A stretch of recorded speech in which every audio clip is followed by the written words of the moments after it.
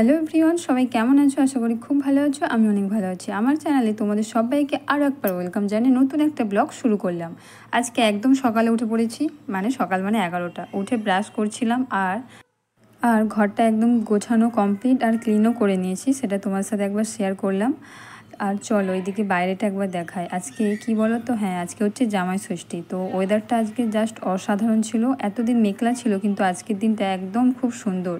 তো তারপর ফ্রেশ হয়ে স্নান করে নিয়েছি। আজকে যেহেতু বাড়িতে রান্না নেই, আজকে কোথায় রান্না হবে বলো তো? আজকে হচ্ছে ফিস্ট হবে, সবাই মিলে একটা পিকনিক হবে আমাদের ওই দোকানে। তোমরা তো সবাই জানো যারা যারা আমার ভিডিও দেখো। তারপর চলে আসলাম এই দোকানে, যেহেতু আমাদের বাড়ির পাশের বিল্ডিংয়ে এই দোকান, সেই জন্য একাই চলে এলাম। আর দেখো আমাদের ফুটো রেডি হয়ে চলে এসেছে। আমি আগে এসেছিলাম আর তারপর ও এসেছে। তো এসে ওর সাথে একটু খেলা করছিলাম, যেহেতু এখনও পর্যন্ত কেউ আসেনি। সমস্ত কাজকর্ম সব ছেলেরাই করছে, আমাদের দিকে কিচ্ছু করতে লাগেনি। তারপর চলে আসলাম আমরা রুমের ভিতরে।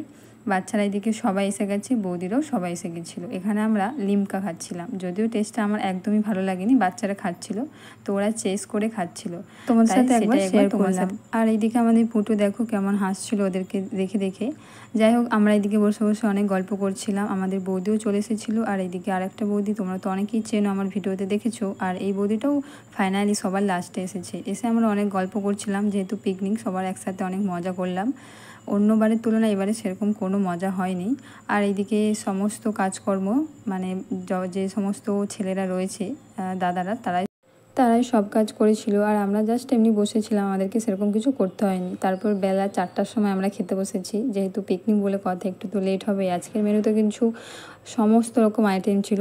জামাই ষষ্ঠীতে যে সমস্ত আইটেম থাকা দরকার, তার থেকেও বেশি কিছু ছিল। চিকেন, মাটন, মাছ থেকে শুরু করে ভাজাভুজি, সবজি, স্যালাড, পাঁপড়, আর লাস্টে ছিল রায়তা। সব কিছু খাবারগুলো খুব টেস্টি ছিল, আর সাথে কিন্তু লেগ পিসও ছিল। তো খেতে বসে পড়েছি। আর এইটা ছিল আমার প্লেট, আর আমরা কোলাপাতায় খেয়েছিলাম। আর এদিকে খাওয়া দাওয়া হয়ে যাওয়ার পর আরও যে সমস্ত দাদার বাকি ছিল তাদেরকে আমরা খেতে দিচ্ছিলাম। আর তারপর আমরা রুমের মধ্যে এসেছিলাম। তো অনেকক্ষণ গল্প করার পর তারপর মান্টুকে বাই বাই করে দিয়ে বাড়ি চলে এসেছিলাম। যেহেতু আজকে সানডে, সেই কারণে আমরা আবারও বেরিয়েছিলাম। বিকেলে বেরিয়েছি, প্রায় অনেকটা সন্ধ্যা হয়ে গেছে।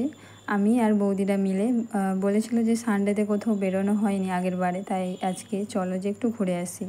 তো আমার একটা শর্টকাট রাস্তা দিয়ে যাচ্ছিলাম, কোথায় যাব সেটা ডিসাইড করিনি, তাই ভাবলাম যে একটু পার্ক থেকে ঘুরে আসি, তাই শর্টকাট রাস্তা দিয়েই আসছিলাম। আর তারপর ফাইনালি পার্কেও এসে গিয়েছি। এই পার্কটা তোমরা সবাই চেনো। আর এইদিকে দেখো মান্টু রাগ করে দাঁড়িয়েছিল, ওর মাকে কোলে নেয়নি, সেই কারণে। এতটা গরম, কোলে নেওয়াটা সম্ভব হয় না, তাই না?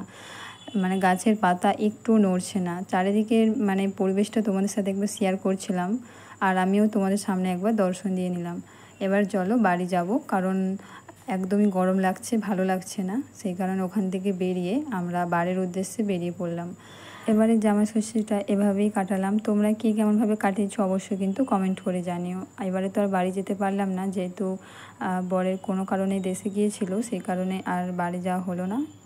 তো ফাইনালি বাড়ির কাছে চলে আসলাম। চলো ভিডিওটা এখানে শেষ করলাম। ভালো লাগলে লাইক, কমেন্ট, শেয়ার করে দিও। এখানে কিছু সবজি বাজার নিয়েছিলাম। চলো টাটা।